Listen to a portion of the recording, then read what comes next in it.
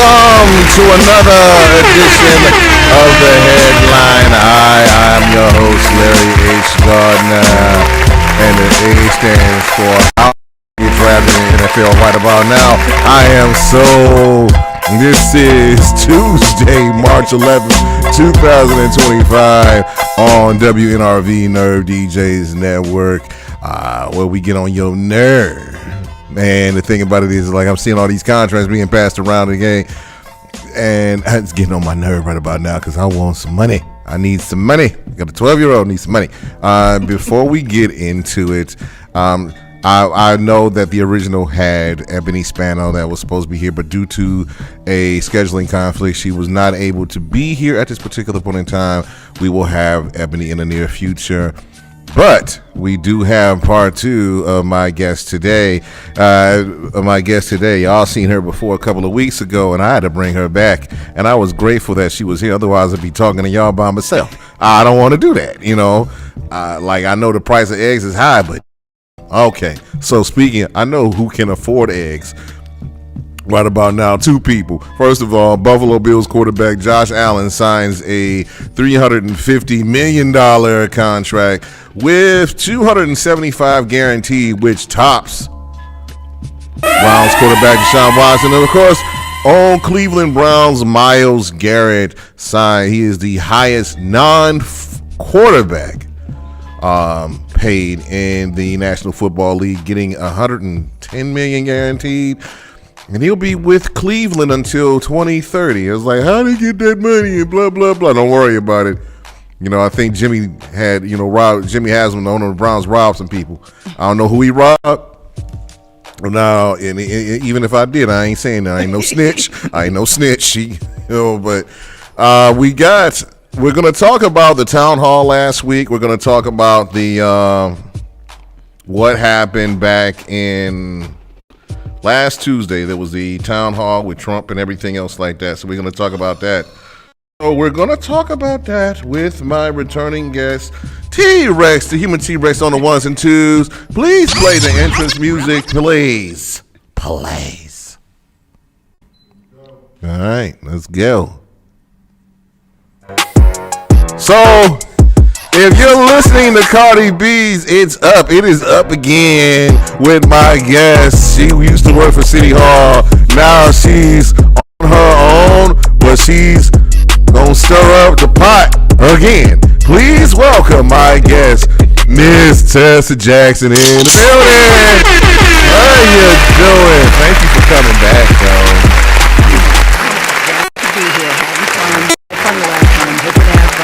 I love it to see, first of all. I love it.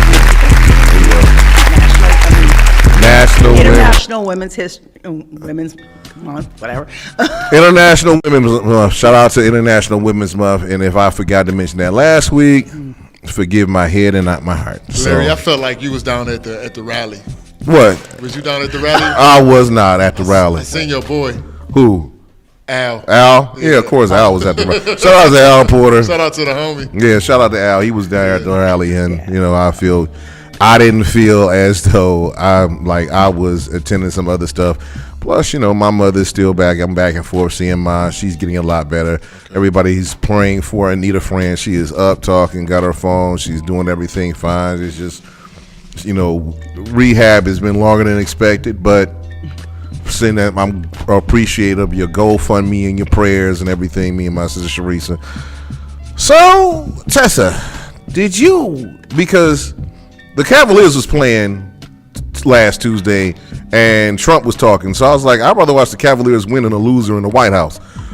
But did you watch? Yes, I did watch. What was your opinion about it? So, it was a lot more of his grievance fest.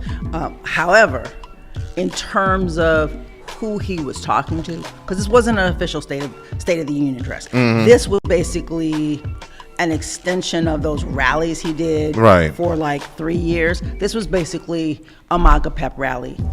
Victory lap. I'm now in the White House. I'm doing what I told y'all I was going to do. I'm bringing pain to those people. Look, DEI, whatever.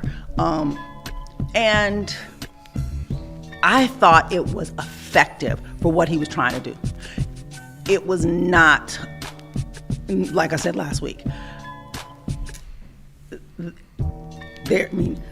a bad leader is still a leader in some cases. I mean, a speech or a rant or riff that,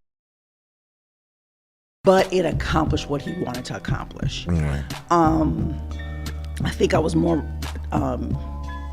I think the Democrats lost, and I mean it was a huge miss for them. I think one, they shouldn't have gone at all. Right. You don't give oxygen to situations that you don't support. I wouldn't give him oxygen to it. I wouldn't have gone. I'd have let him have his time. Next day, we'd have issued a press statement. I wouldn't have had anybody talk. Said, here's the fact check and the lies. That's all we got for y'all. Right. So. Now, the Democrat from Texas, Al Green, went.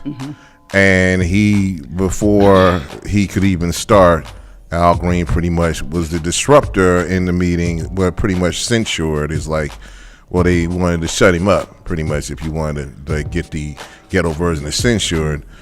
And he was thrown out. And then, you had Democrats, putting up signs or saying this is not normal. One Republican senator, congressperson, took it out of the Democrat woman's hands. Also, you had, how can I put it? You had resist on the back, and all the signs and stuff like that. Democratic lies. Women, lies and the sign saying lies and resist and everything. So, which was more of a statement? Al Green pretty much saying, and he looked like he old school. He could look like he whooped somebody's ass. Just saying, or the Democrats just holding up their signs saying resist on the shirts and like that. Which one made more of a statement to you? And we're gonna get to the Democrats in a minute because I am not happy with them. Go ahead. I have more respect for Al Green than what he did. I mean, he exposed the hypocrisy of the Republicans in that, y'all thought it was cool when Marjorie Taylor Greene and Lauren Boebert and all these people yelled at Obama, yelled at Biden. That was all cool. That was okay. However, it's now all of a sudden not cool, and now we're talking about decorum and what's appropriate and what people should do. It's a double standard. And so at that in time, I felt everybody should have, all the Democrats should have walked out. No, some of them did. Jasmine Crockett did. No, I saw her. She did an interview that went viral because the media wanted to talk, and media wanted to talk to people. And I'm like, why are y'all there? Because here's the thing. They thought they looked like they were being rebels and radicals. They looked like rabble-rousers to the American people. And that was, and they were put in that position. It was a setup. If you object to it, if you protest, that was the narrative they were ready to present. And you don't feed into that. They should not have gone. Right, exactly. So, now speaking of censure, the next day that the House voted to censure Al Green, it's not a punishment. He still gets speaking rights. Yeah. But it was like 12 Democrats voted to censure Al Green, who's a Democrat. And one of those was noted from Ohio, District 9's Nancy Kaptur, 76 years old, been in Congress forever. How do you feel about Democrats not standing with Democrats in a time where they should be fighting for our rights as citizens, if they are for the people, especially minorities and the dismarginalized? That goes back to, remember when Michelle Obama said, when they go low, we go high? And that was some of that. We're gonna go high, because when the Republicans went low, they did nothing. So now when they decide to go low on y'all and screw you over, you're gonna go high. No, we're not playing that game. We're not playing that game. And the response was, what we not going to do is what y'all trying to do. We're not playing this double standard. And no Democrat should have voted for that. No. Said, you know what? Where was this same energy a couple of years ago? When Marjorie Taylor Greene was And that- screaming out, when she was screaming out crazy stuff, and when somebody called Obama a liar, they wasn't punished. Now he punished. Of course, Marjorie Taylor Greene is a bleach blonde, bad build. Whatever Jasmine Crockett said, what Jasmine Crockett said about Marjorie Taylor Greene, that's exactly what Marjorie Taylor Greene is. It's crazy, but that's beside the point. I don't even know how she keeps getting elected. But y'all district is whatever district she's running in Georgia. I don't want to be in that district ever. If I ever go to Georgia, if I'm in the Marjorie Taylor Greene district, get me out. It's an interesting small town, rural district kind of that. She was able to go in there, insinuate herself in the community and run. And that's how she won. And it was it's like Lauren. Lauren Boebert is moving to because they're redistricting in Colorado, and she's moving to the district that she knows she can win. Man, these midterms are going to look pretty exciting. Now, a lot of people have been calling these Democrats, including Ms. Coulter. I'm wondering what our Congresswoman, Shontel Brown, thinks about Ms. Marcy not standing with the fellow Democrats and voting with the Republicans on this. Speaking of Republicans, the Republican Supreme Court justice voted against Trump's policies to stop foreign aid, including USAID, pretty much. And a lot of the MAGA people want pretty much that Supreme Court justice hanged. What do you feel about that? How do you feel about that? Isn't that what cults do? Look, when they think you're on their side, you're great, you're competent. The minute you're not, you're a DEI candidate. And I think you're talking about Amy Cooper. Yeah. Coney Barrett. Yeah. So that's par for the course. If you're black and you've worked with Republicans, they love you until you don't serve them and serve their purposes. Then all of a sudden, you're not competent, you're not capable. So that's what that is. And wasn't she? But she was doing the right thing. That's her job as Supreme Court justice. I'm like, Trump is the president. He's not a king. He's not a potentate. Definition of the right thing is not their definition of the right thing. You're talking about the law. You're talking about the moral high ground. They're talking about winning. And you took a win from Trump, and that's how it's playing. This is playing out. This is, what we're. The man is turning the White House lawn into a damn Tesla dealership. By the way, it seems like Tesla stock has gone down a little bit. I think in Europe, Elon Musk has lost $450 million, which is cool. I don't care. His net worth is down billions. Tesla stock was at 50% of its value from right after the election. And I'm okay with that. How stupid do you have to be to not understand who your customer base is and not say, let's see, my customer base are high net worth people who view themselves as progressive, liberal, whatever, because these are people who bought into electric vehicles. And I am going to use the money I make from y'all to promote a political viewpoint that is the antithesis of what y'all believe in, and expect you to buy cars, expect you to buy stock. So yeah, he alienates his customer base. That's like me saying, I have a brand that targets black people. Oh, like Kanye. That's like me saying I'm not gonna sell swastika t-shirts. I'm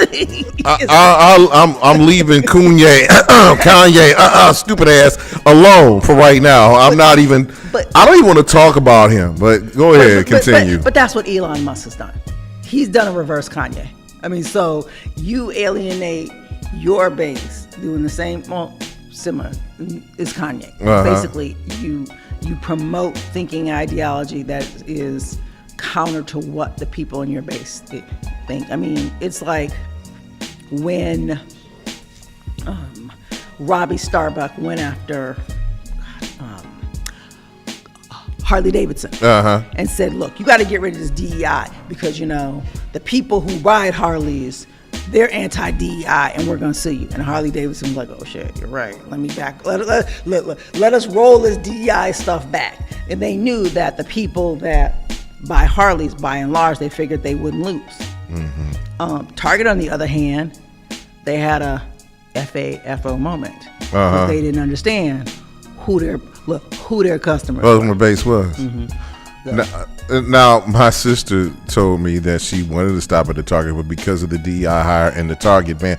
By the way, there is a protest against Target Steel Yard starting at noon. Shout out to Norm Edwards, the Black Contractors Association. There's a protest. I think it starts at 9 until noon, so they're going to stand out in front of the Target and they should just protest the whole damn steel yard. If you want to protest Target, you might as well go across the street and protest Walmart. But I don't know, too much line. You can need enough people for that.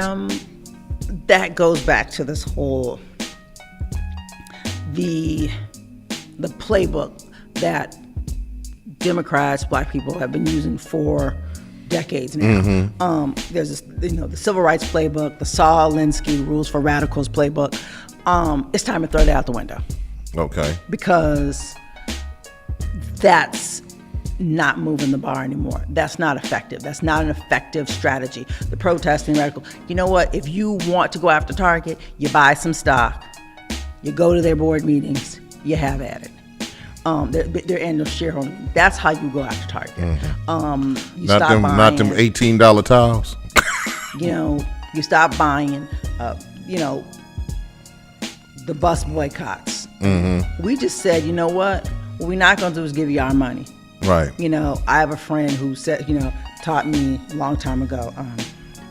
Guy I work with. He said, look, because I got one fundamental rule in doing business with people. He says, I can kiss your butt, I can give you my money. I'm not doing both because that don't make no sense. Right. So I'm not going to bend over and go out of my way to support you and to be disrespected. Exactly. And so you just don't give these people your money. And if you're that tied to the company, you buy stock in your project. You go to the shareholder meeting. Exactly. So it is what it is. Speaking of buying anything, let's talk about these tariffs. The U.S. slapped Canada and Mexico with some 25% tariffs. Canada and Mexico slapped tariffs on U.S. products. Pretty much it's going to hurt the U.S. consumer. So and China said, listen, we'll go to war. We got a tariff war. We got a nuclear war. Whatever the U.S. want to do, they pretty much standing 10 toes down on business against us right now. And most of Europe. So how do we as U.S. citizens combat these tariffs? Because tariffs is pretty much taxes on, stuff that you buy from either overseas. And if they're going to smack a 25% tariffs on everything, and plus, I think part of Ontario controls most of the United States electricity. So yeah, the folks in Ontario, the Eastern Grid, is connected to parts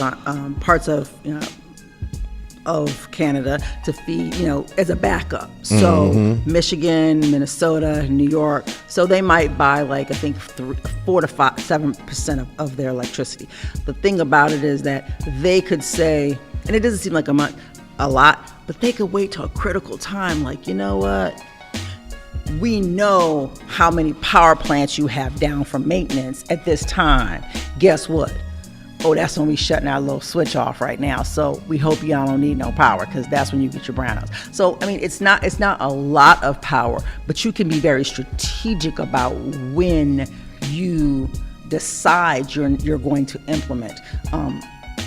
Enron played this game back in 98, 99 when they had all those blackouts and brownouts. Right. Basically, they were like, they were cutting off supply right when people were doing these these temporary outages to do maintenance. So they created more constraints.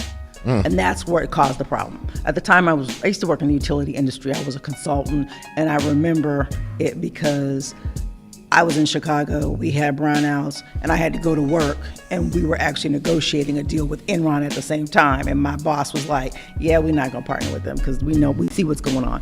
And years later, people figured out. People went to jail. Oh well. But what the biggest thing about the tariffs is that the rest of the world's like, look, we're not going to be bullied, and you do you, but we're going to respond. I mean, look at Doug Ford in Ontario. Right. He's like, take all the liquor off the shelves, take the wine off the shelves, take the beer off the shelves. I saw a whole bunch of Jack Daniels bottles that could light like 5 parties up here at Nerves, but it like took all that stuff off. Look, I'm not a brown liquor girl. I got friends who are die-hard Crown Royal fans. And Crown Royal is an NFL sponsor, so they have the 18-wheeler that goes to around the country to different games, and they do tailgaters. Well, no more Crown Royal. Ooh. So because that's going to or the prices are really going to go up. So I have friends, when they found out, they rushed out to the liquor store to get stock up on Crown. Right, before these tariffs hit, let's see how much we can get. At this, it's like, he was buying Crown Royal toilet paper for these tariffs here. Crown Royal toilet paper. But here's what's wild. The trade deficit we have with Canada is our 9th largest trade deficit. There are 8 countries that have a larger trade deficit with the U.S. than Canada. Okay. So, Vietnam is number 3. You've got China, you've got Mexico, and you've got Vietnam right after them with a $143 billion trade deficit. And so I was like, wait, I need to understand. This does not make any sense to me. Why, if you're talking about trade deficits? And then I looked at the total size of trade between these countries. And I realized this was not about the deficit. This was about the pie. Okay. So the EU is like, our trade relationship with the EU is like $980 billion. Mexico might be, and I actually looked at it, $840 billion. Canada, $762 billion. So it's not the deficit, it is about the pie. And it's about the U.S. and this administration feeling like America should have more of this pie, and their deficit is an excuse. Because, like I said, the trade deficit with Canada is really like about half of what actually it's less than half the trade deficit with Vietnam. But the size of the Vietnam-U.S. trade relationship is pretty much the size of the deficit, because Vietnam ain't buying much from the U.S. Right, exactly. So it's the pie. It's not the deficit. I don't think they want to. What you got there? You have a couple of things in front of you. This is all my data, my research. Because I told you, when you tell me you want to talk about something, I'm like, let me make sure I understand it, like especially the numbers, because the numbers matter. And okay, so the numbers do matter. How much will these tariffs cost the U.S. household, the average family household, family of maybe 4? Thousands. Case in point, it could cost an extra $10,000 on a house if you're building a house.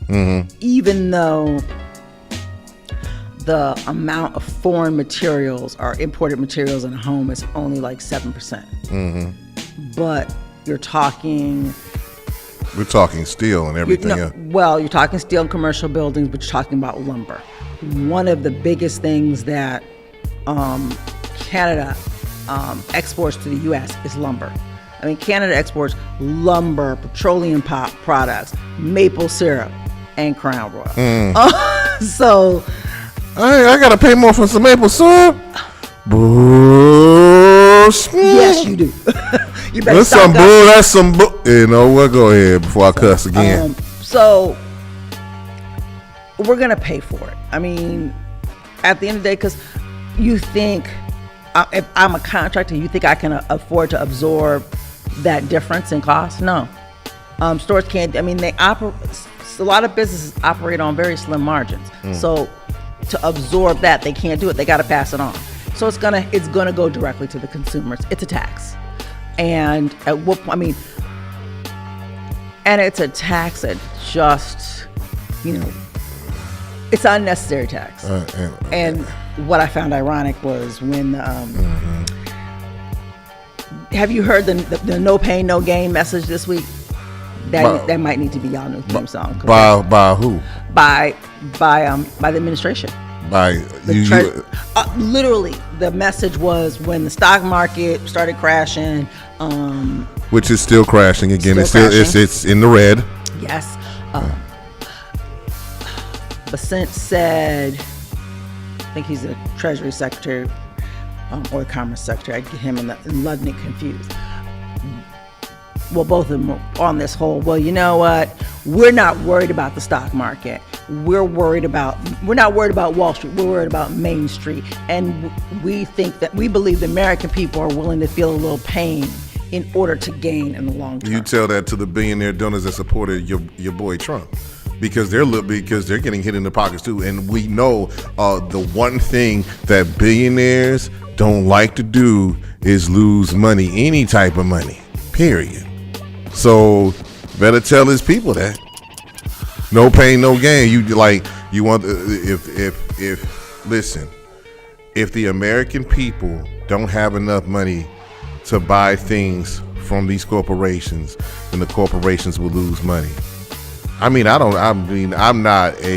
just a disabled guy who legally blind with a public education, but I know 1 or 2 plus 2 is 4, and 4 minus 2 is 2. And if you take $2 billion away from the corporation, they got $2 billion left.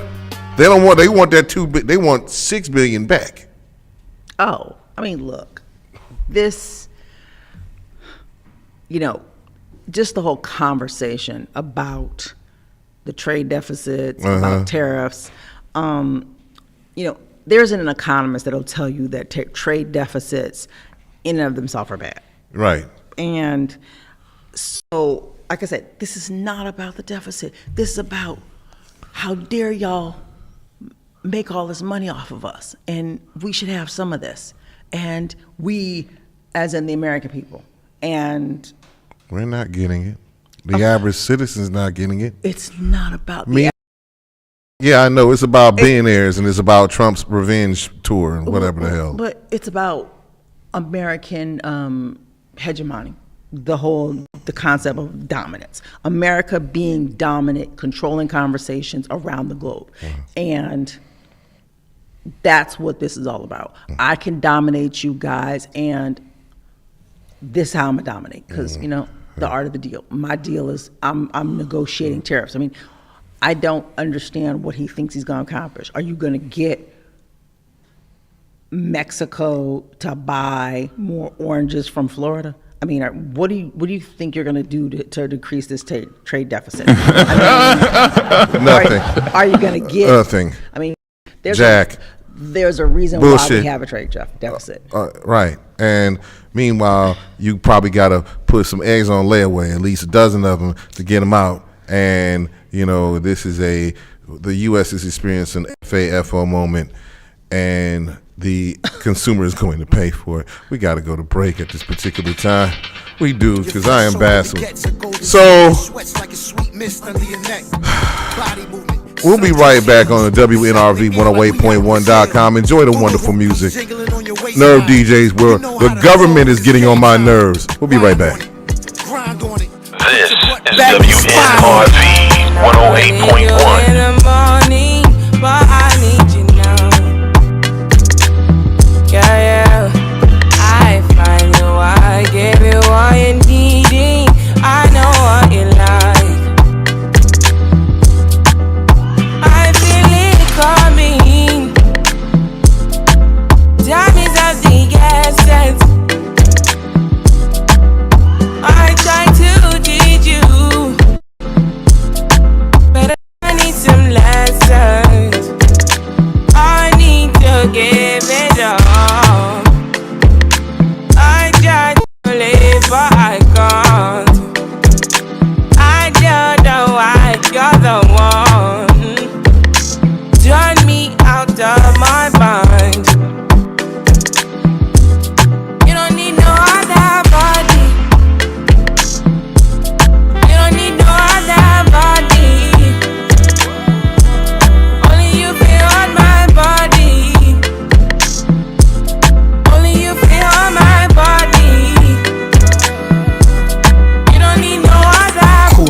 palace in Trinidad. Cuddled in a 100K bed, about to bust your queen bag me. Garments tough, gangster stuff, you nigga. On. Got my J's on, jury clinking in your face, y'all days on. Anything just for papes that amaze dawns. Bottles pop, get my blaze on. Getting dirty on the steps, word the A song. Say now me they mess up in mind, and I me they make you free up in mind. Say your body talk to me nice. Say now my love you they need for your life. Yeah, our love no be like. Say every day together, yeah, day and night. Yeah, if I leave, you go by. Yeah, if you leave, I go stroking your body, baby.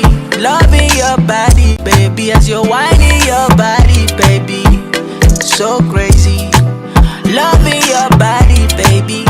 Girl, you want it to me. I just wanna let you know. Hope every day you don't need no other body. You don't need no other body.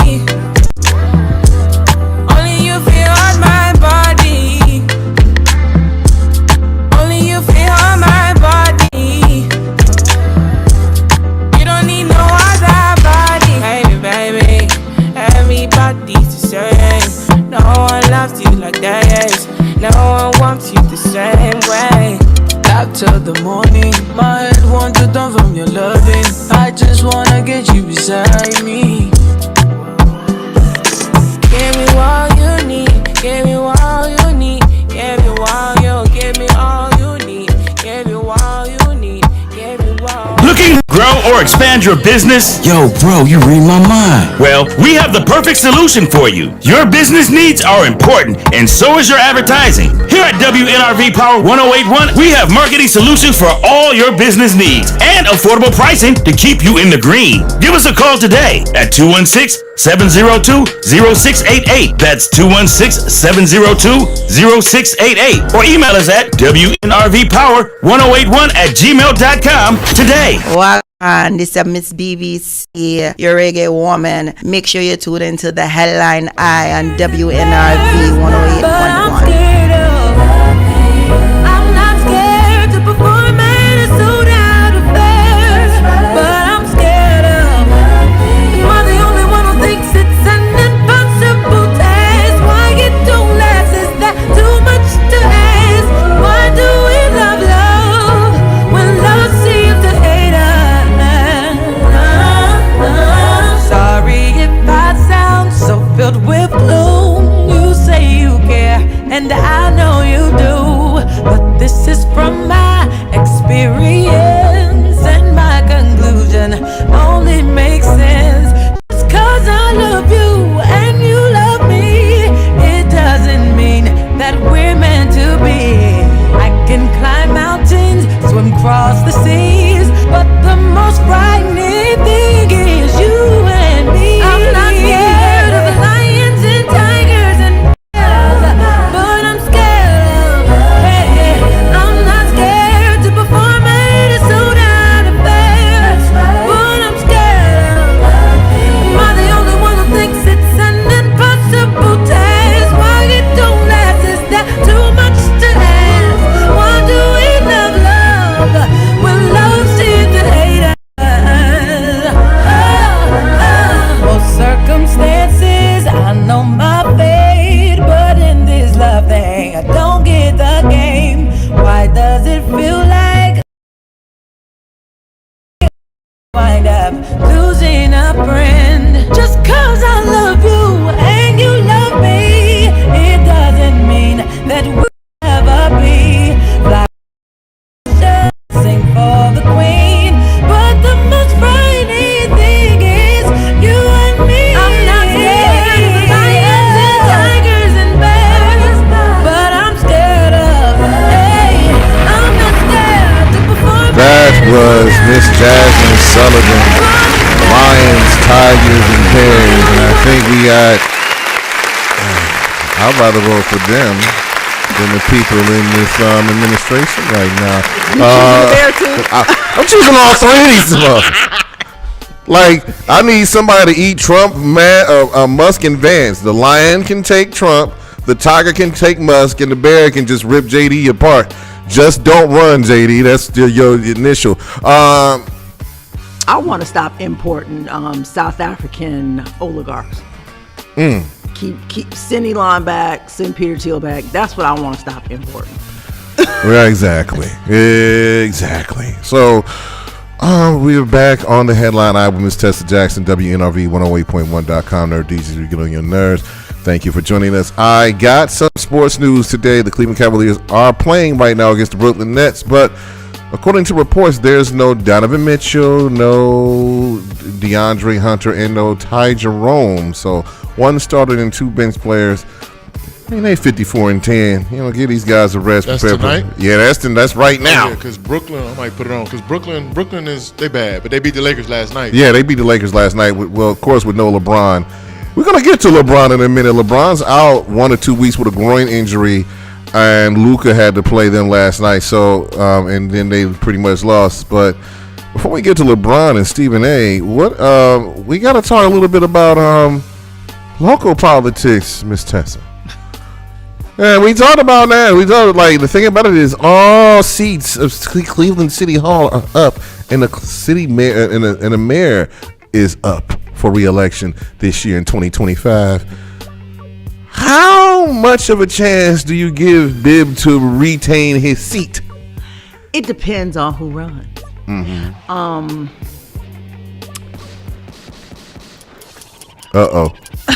Why you pause? Oh, you know why? I'm gonna tell you.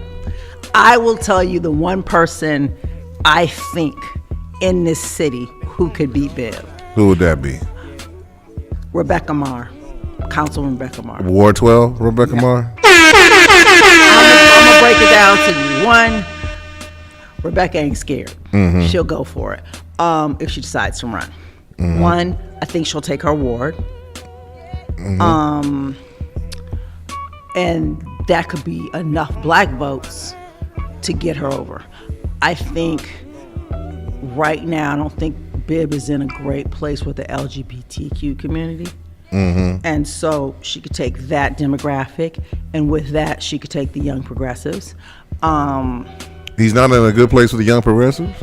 Well, I think the LGBTQ community and the young progressives will follow each other. What about the African American community? Are there going to be enough old ladies to keep in office? Because that's the ones that's going to show up and vote black. I think young people might not show up at all. And I also think that some of them will give her a chance because they've seen her advocacy for community, for constituents in a way they have not seen it from Bibb. Why not anybody else? Why not the African American community? I don't think there are any black candidates who. Here's the thing: black politicians buy into wait your turn. When Barack ran for Senate, he was told to wait his turn. When he ran for president, wait his turn. And he said, "My turn is when I take it." And I don't think that you're going to find any black candidates. There might be one or two, but I don't think you're going to find any that are going to be bold, that are going to just jump for it. I mean, Bibb came with a sense of arrogance, and I'm not saying in a negative way, but sometimes confidence and arrogance are they live in the same house. Like they cousins? I mean, seriously. And so he believed that he was going to run. He's like, I'm going to run. He managed to convince the right people to back him. And he ran. But here's the problem with black leadership. And I say this and, I'm going to stand 10 toes on it. Black people haven't been picking black leaders forever. Since maybe the 80s.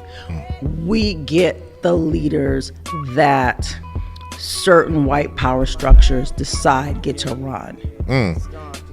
Who gets the money to run? And if you don't get the money to run, you can't run.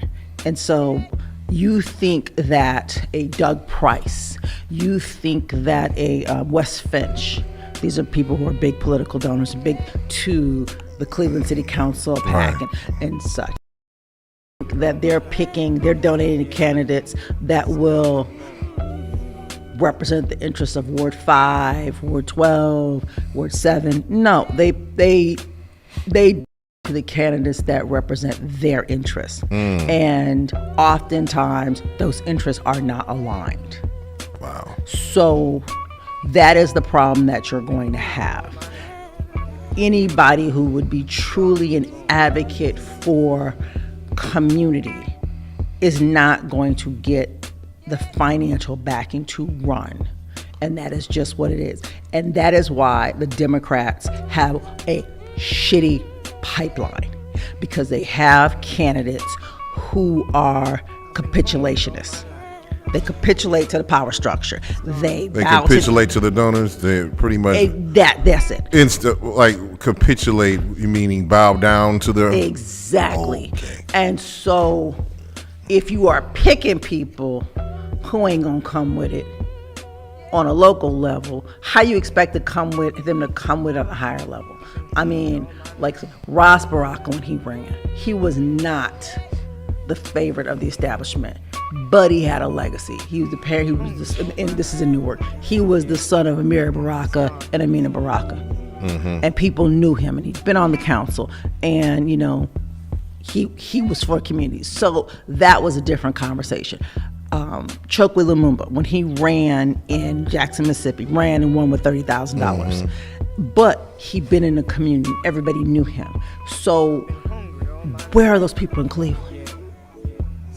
Where are those people who have enough community gravitas and presence and enough credibility that they could step up and run and get people who would normally sit on the sidelines? I don't see that in Cleveland.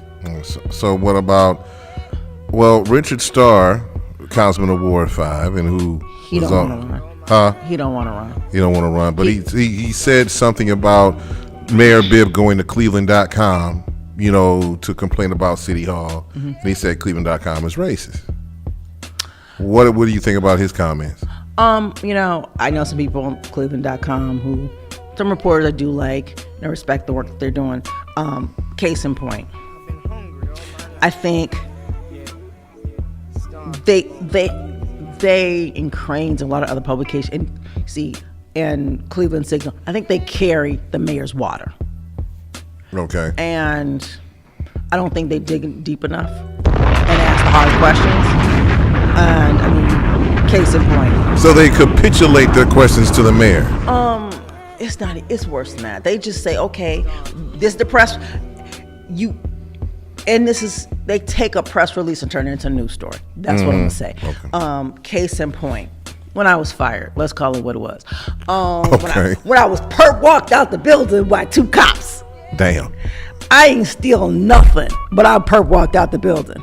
Yet you got a guy who did some stuff to some little old lady and some other stuff, and fought to keep him, but that's another issue. The story that was reported, they wrote this big piece that I had bad customer service. I had this. Didn't interview nobody who worked for me. Didn't talk to me. Didn't talk to small businesses. Didn't talk to anybody on the council. They took this one guy's comments and they ran that. And that, if you Google me, that's one of the first stories that come up. And what was your position with Cleveland? I was director of economic development. Okay. They didn't talk to the woman from Pipe and Hot Grill who had to come to my office at 8:00 in the morning and I showed her how to redo her cash flows so that she could get a loan when the Urban League didn't help her. They didn't talk to the woman who ran the butcher shop in Slavic Village who couldn't make her payments, and I said, let's talk about your loan, let's take these payments, put on the back end. You're an advocate in your community. They didn't talk about that. They didn't talk about the guy who had the ice cream shop who his business partner, I think, was murdered or died, and basically he was struggling. I was like, bruh, let's just write this loan off, because if you're going out of business, let's just write the loan off.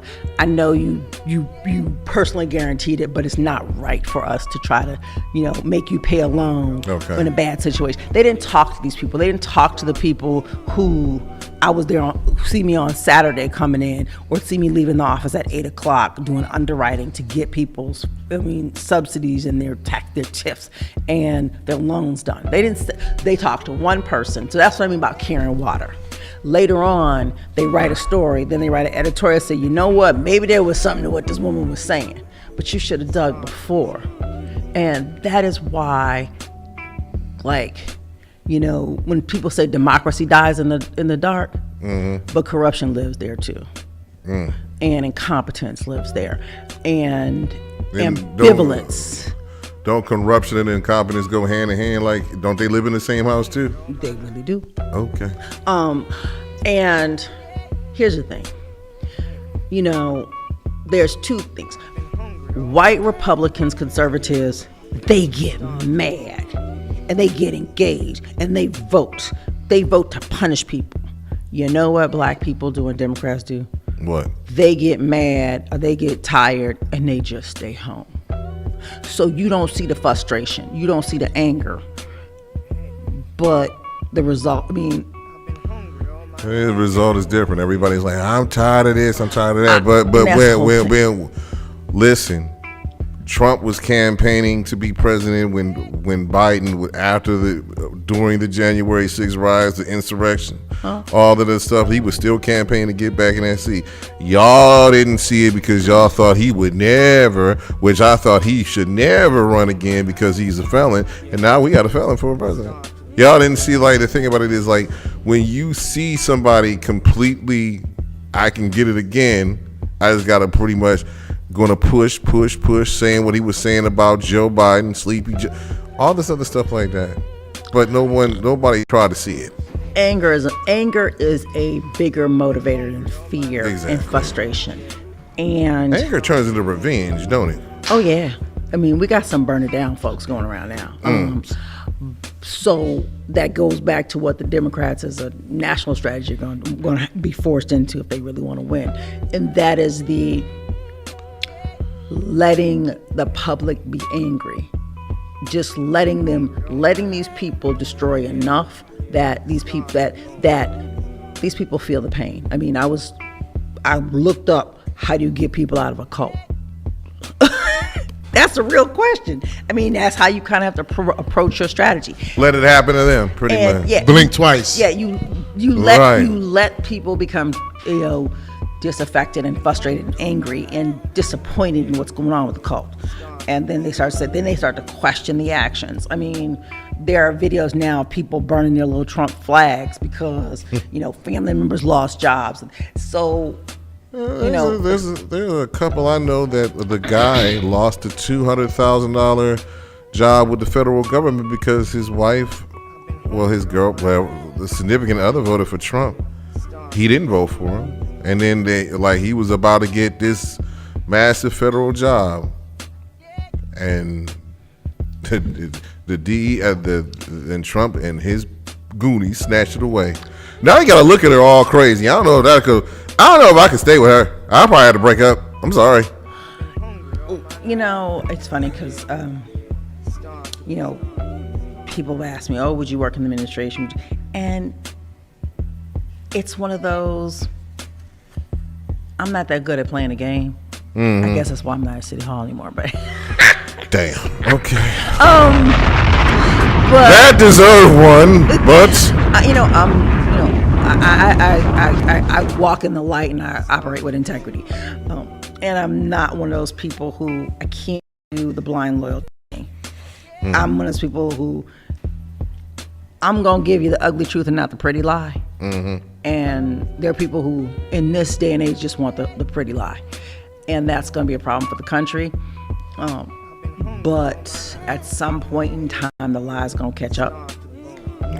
And it's going to cost people lives, dreams, hopes. There's going to be a lot of death and suicide if this keeps going around because people are losing jobs. The unemployment rate is going to be higher and higher. Well, do y'all feel like a recession is coming? Yes. Oh gosh, yes.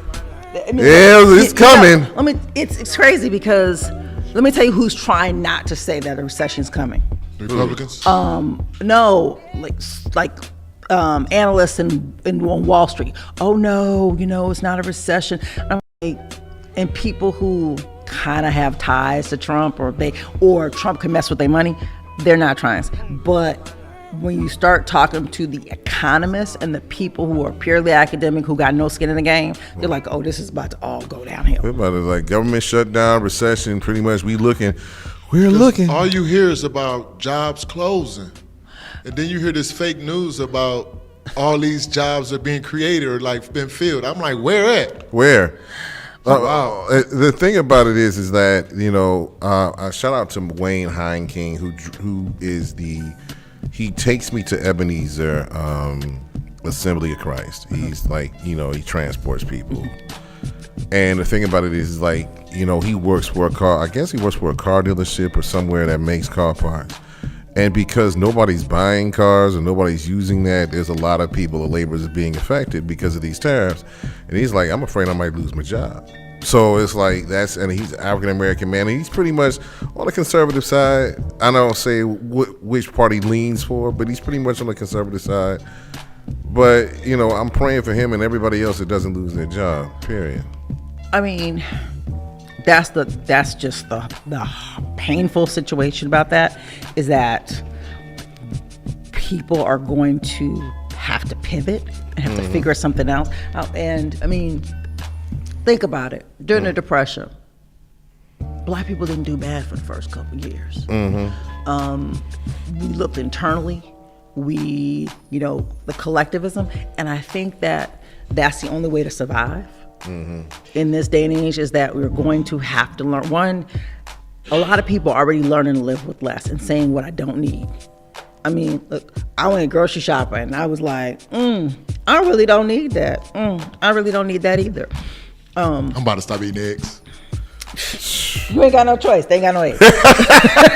Well, the eggs they do got is like $13-15. This is messing up my whole breakfast vibe. Funny, today I seen my neighbor, the grandma was dropping off eggs to the grandbabies. It was so funny. She had 2 dozens.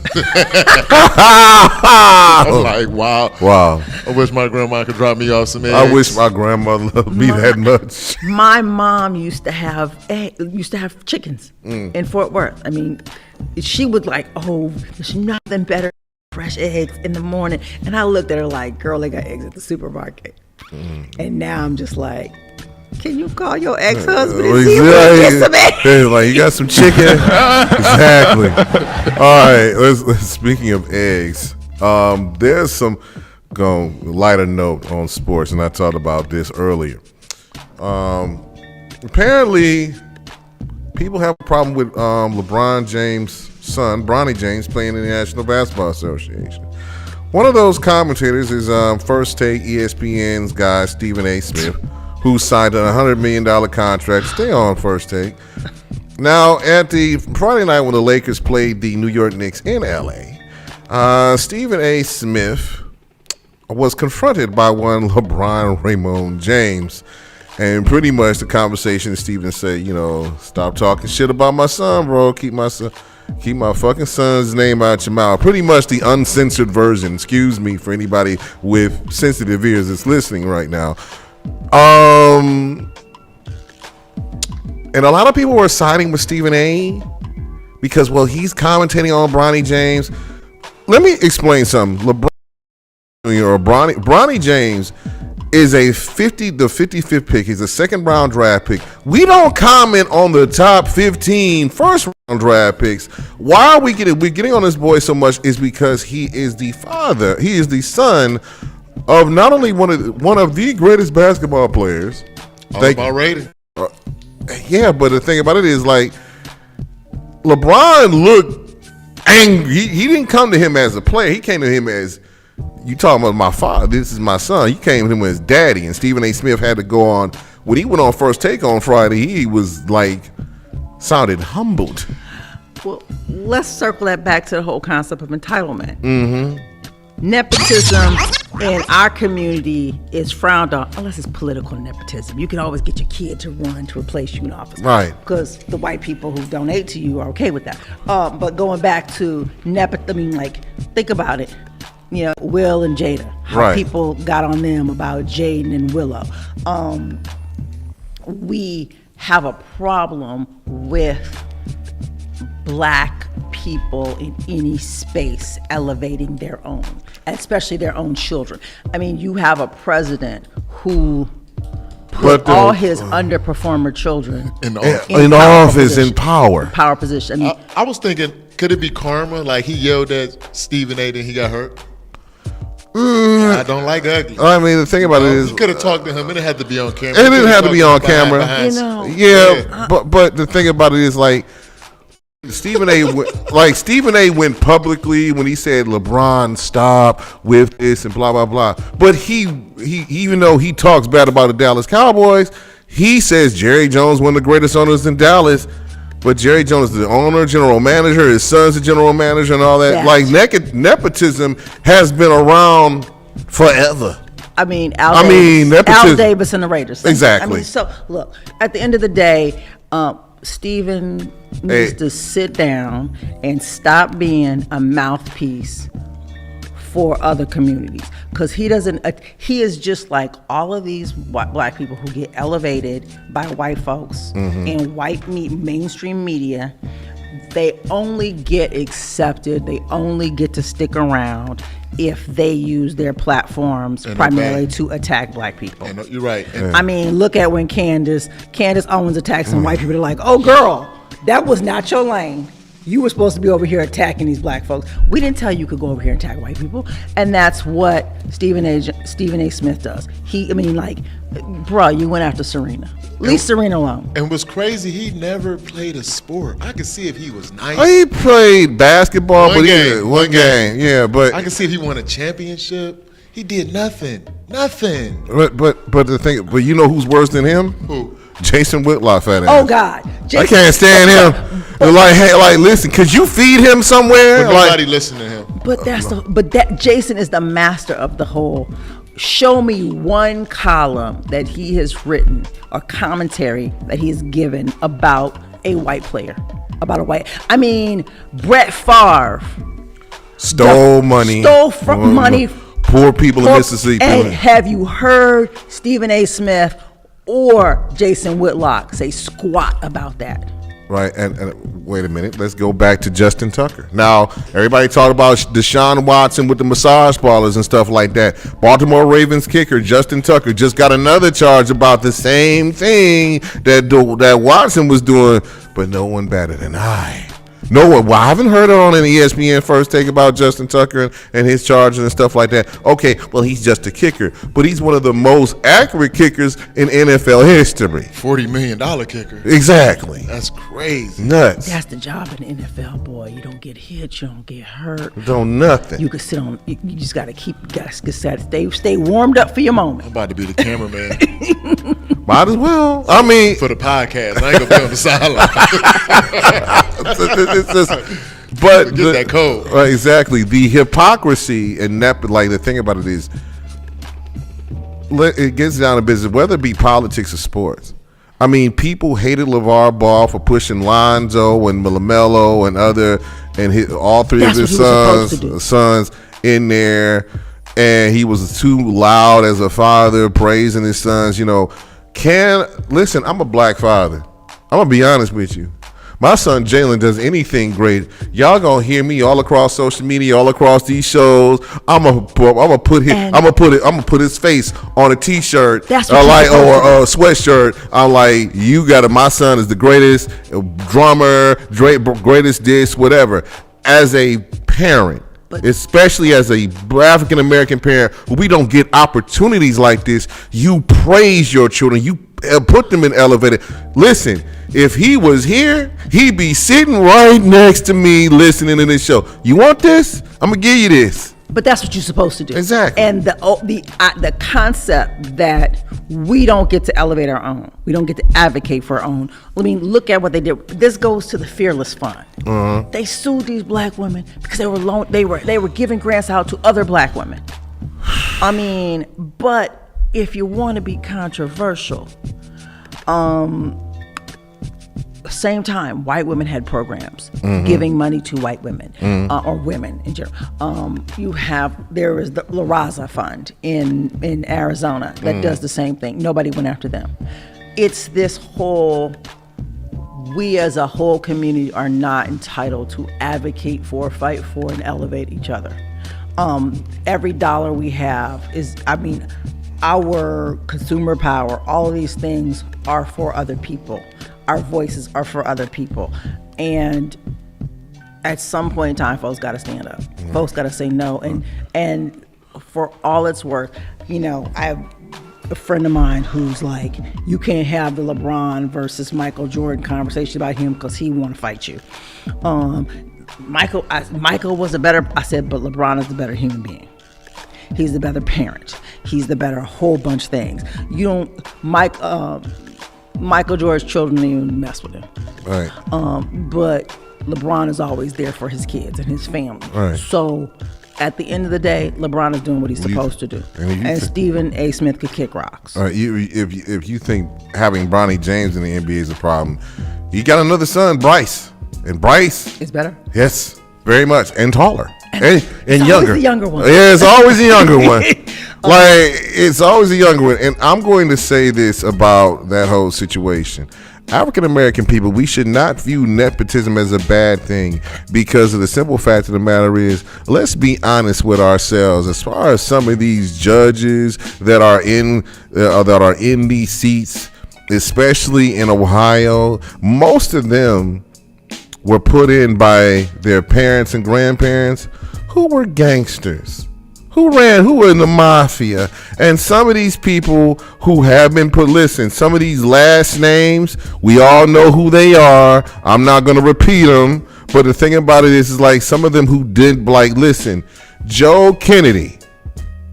That's Robert, or like Joe Kennedy was a bootlegger. You know who his relative was? John F. Kennedy and Robert F. Kennedy. Oh, yeah. Yeah, so we can't be like, well, they pushed it. Like, if you put, like, the thing about it is, legacies are important. Nepotism is not a bad thing. It's just how you use it. Now, the thing about it is, if Bronny decides not to play anymore, he got to the NBA. What about anybody else? Listen, in the G League, he was putting up 25 points per game. Calm down. Just calm the hell down. Y'all whining about a man's son, and I'm thinking like this. Some of y'all didn't have y'all fathers in your lives, your parents in your lives. Some of y'all got some personal mental issues at this particular point in time. Tessa, I had one dude attack me in my messenger because I said something about, lay all Bronny, said I was ugly, this and that. First of all, as a man, I'm not looking at another man's looks. Just being honest, I don't like just laying it on the line. Second of all, to attack me and block me, you weird. All right, I'm gonna leave that alone. People tag me all the time on social media. I'm like, whatever. I just, the block button is the best feature. Oh yeah, block is. You know what? I'm not. Sometimes you can't give people the headspace. I'm like, yeah. He blocked me though. I don't even respond to the. I mean, you were talking shit. That's funny. But you ain't say all that. All right, no. But the thing about it is, like, I didn't like. The thing about it is, he went into, like, there's Messenger, like, people are your friends, they can message you, and then there's the unknown spam. I just happened to check my spam folder to clean it out on Facebook. He was there. He said I was this, that, and the other, and said unavailable in Messenger. I tried to go to his page. I'm blocked. I'm like, oh, page not available. Oh, you didn't want me to respond, so you blocked me. But I don't even know who you are, bruh. That's the main thing. It's wild out there in those streets. I was telling somebody, I said, there was a time where, it was dangerous being a black woman on social media. I was like, look, I'm putting up a picture of a rosebud. I'm not putting my face out here because you could, people will just see your little brown face and be like, I'm gonna come for you. Same opinion like food. Same opinion that a white person can have. They just be like, I disagree with you. When you're black, oh, you DEI incompetent monkey, go back to Africa. Whoa, pump your brakes. Right. My family been here for 200 years. Your family came here in steerage through Ellis Island a generation ago. Let's not play. But you know, it's wild. But it's this is the test year for Black folks. Yeah. And I'm not even gonna say for Black folks, for communities, for people that we have got to be more about community, more about our neighbors. Not like I'm really surprised about the lack of community I see in Ohio, especially amongst Black people. I'm used to being in the South where, case in point, my block, know everybody in the block in New Orleans, white, Black, you know, the two little white lesbians live over here, the old white couple down here. I'm telling you, this is my block in New Orleans. You know, the lawyer and his wife who live 2 doors down, who are good friends with a guy who is involved in some corruption here in Cleveland, involving former Mayor Mike White, Gil Jackson, y'all look him up. You know, but, you know, power goes out. People knocking on each other's doors. You good? You got eats? You got food for your dog? Food for you? You know, hey, I got a generator. Bring your phone over here. Bring your laptop over. I know you work from home. Come over here and charge up your stuff. Exactly. You know, and I don't see that. I don't, and that is what you need to get through recessions and hard times. You need neighbors and you need community, and people are going to support you. I mean, I say when I was walked out of City Hall, because I'm standing by that one, because I was. I'm not touching it. I ain't walking away from it. So, but no, I say this because the response in Cleveland versus the response that would have been in New Orleans or in any other city would have been different. You know, people were like, oh my God. You know, a few people messaged, are you okay? But they would have gave the mayor the business, even if they were, he was right to fire him. They were like, look, you shouldn't have handled this like this. This we don't like. And so, but that is about community power and feeling that you can do that. And we need more of that. Look, tell you something. If Black people don't get on that train in the next year, they all gonna lose. Exactly. Well, speaking of Black folks, before we go, and Tessa, I gotta make a disclaimer. I'm gonna leave. Make it part 3. She's trying to make it Yeah, part 3. like you probably gonna need one. If they don't cancel me. Trying to somebody trying to perp walk my show, but it is what it is. I get every single year I go through this. But I'd like to thank Tessa for coming back, and I enjoy myself. Exactly, we enjoy having you. And I gotta make a statement before I go. Now I remember before I go, and Ronnie B, little Ronnie King, who was killed in Texas along with his 5-year-old daughter. There was some statements made about him and everything else like that, the 5-year-old. One of those statements comes from T-Rex, you know him, Charleston White. That's my homie. I agree with 80%. You know what he said about the baby? Yeah, F that baby. F that baby. I gotta watch it. I'm gonna watch it tonight. All right. Who we rolling on? We got listen. There's some things that I will say on this show. The one thing that I will never say, especially if a child gets caught in the crossfire, because I am a father, is F the baby. Charleston White, I would like to say this to you from one African American man to another. And it's going to sound very controversial, but I'm going to say it anyway. You dirty, disgusting, nasty, one-eyed, glass-eyed bastard. You never say anything about children, you dirty motherfucker. You don't say anything about children at all. Ever in your life. And if you want to come see me in Cleveland, Ohio, you can. Because the simple fact of the matter is, what angers me about this is that people agree, but that was a 5-year-old girl that didn't have a chance of life, and you want to say F that baby. Fuck you, Charleston White. You bitch ass motherfucker. Don't you ever say anything about children at all. You don't say anything about children, especially children that got killed in the crossfire. Period. As a black man, you should be more respectful and responsible. But you're just a slime ball. That's what you are. You don't talk about children. How dare you? I wanted to make it close to the end of the show because of the simple fact of the matter is I know Tessa was going to say something, but I'll probably drop the biggest bomb. I don't care because of the simple fact of the matter is that Charleston White, you talking about people ain't going to see me about my mouth. People ain't going to see me about my mouth. You slack-jawed idiot. And that is the coonery that we see in America. I'm tired of it. You know, I mean, I'm sitting here and I'm thinking about that. It's about, you know, I say this and I've said this before about who matters. Mm-hmm. Had this been a little white girl, we wouldn't be. We be. Everybody be up at all. No, canceled. That man would be. If he would have said it about a little white baby, he'd be canceled right about now. He would be selling his sneakers and, you know, everything he could just to pay bills. I mean, but there's no outrage, and that's the whole thing. He knew who he could say that about. Wow. He knew who he could say that about, and cause controversy, and that there would be no price to pay. So my question is, how do we make people like that pay the price?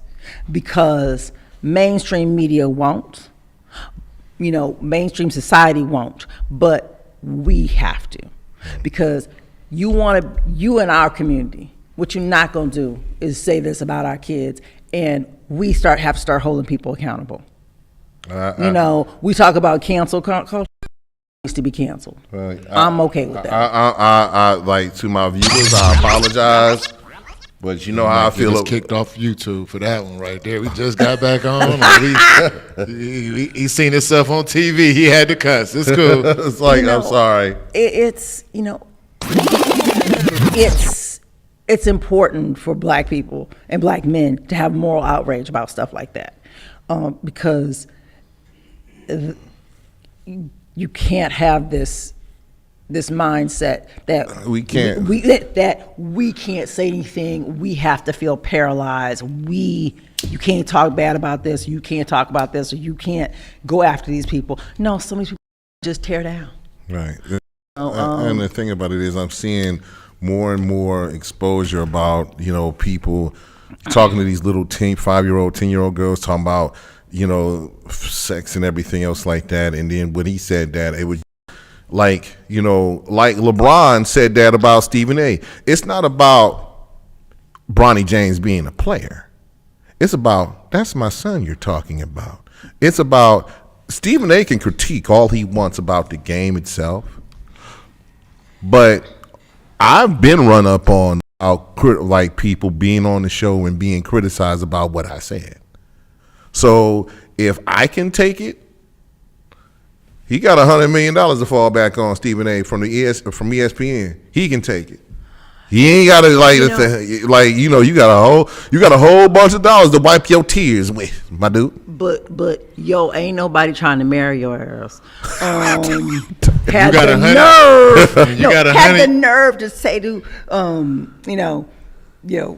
Alex Hanian about, you know, my wife wouldn't have been up there, you know, crip walking and trying to embarrass Drake. That man said, "Oh, who hurt you?" Damn. I mean, he wrote a whole op-ed piece like, "Let me come for you," and people were like, "Is he talking about Jason? Is he talking about Stephen A. Smith? Who's he talking about?" Because he came with the heat.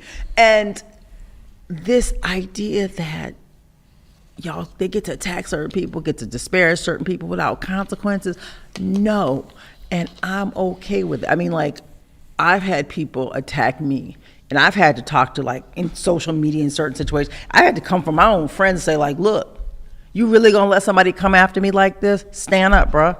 And they're like, don't worry about, no, but that's what we're supposed to do. And, you know, case in point, let's contrast what Stephen A. Smith did with what, you know, talking about Bronny versus how people have responded to the media, anything negative being said about Barron Trump. There's this so he's at NYU. Barron is? Yeah, Barron Trump. So the young college Republicans, there's the girl who was the president of the young college Republicans made a comment about Barron, and she just said something about it being being weird, or he was weird, but not like he's a weirdo, but just how like he's ambivalent about, I guess, being the president's son on campus. It wasn't anything really disparaging. Oh my God, they went after that poor girl. They made her resign as the president of the college Republicans. She was just attacked for this. So, and that, like, you couldn't say anything about Barron, how he dressed, what he had to say, but his daddy put him in the public eye. His daddy had him be a delegate. In the public eye. Yeah. His daddy had him be a Florida delegate in 2024. Right. So you've decided to make him a public figure. Right. So sorry, he's fair game. If he can't be fair game, then Bronny can't be fair game, because that kid is younger than Barron. Look at how they treated Sasha and Malia.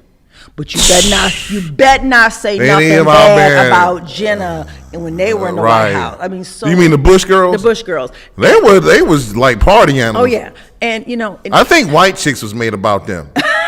I'm just saying. We gotta go here. Thanks. We got on that note. Tessa, again, thank you very much. Anything you have to say before we get out of here? Vote early, vote often. No, I'm just joking. People get more active, more engaged, be more demanding of your leaders, your politicians, and pay attention to what's going on. Amen to that. So we had a death. Rest in peace to producer Roy Ayers. This is one of my favorite songs of his, and I know it's been remixed and done a long time. So we still searching. If nobody tells you they love you today, I do. We searching for a miracle, especially in this administration right now. So rest in peace, Roy King. I'll see you guys next week. Peace. Gardner out. This is WNRV 108.1. What's right is right, what's wrong is wrong. I'm gonna sing a song all day long. I'm searching.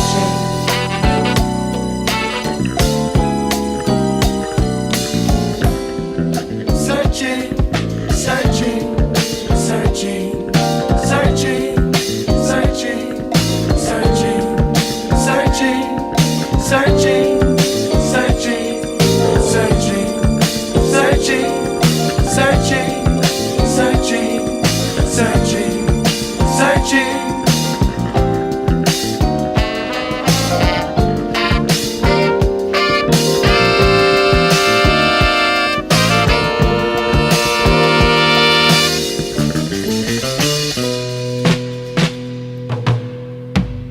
Now what went down, I don't believe, and I just know I can't conceive. I'm searching. When love is gone and one believes that love will come like brand new leaves, I'm searching. And then the day when I will say that my soul lives a truthful way, I'm searching.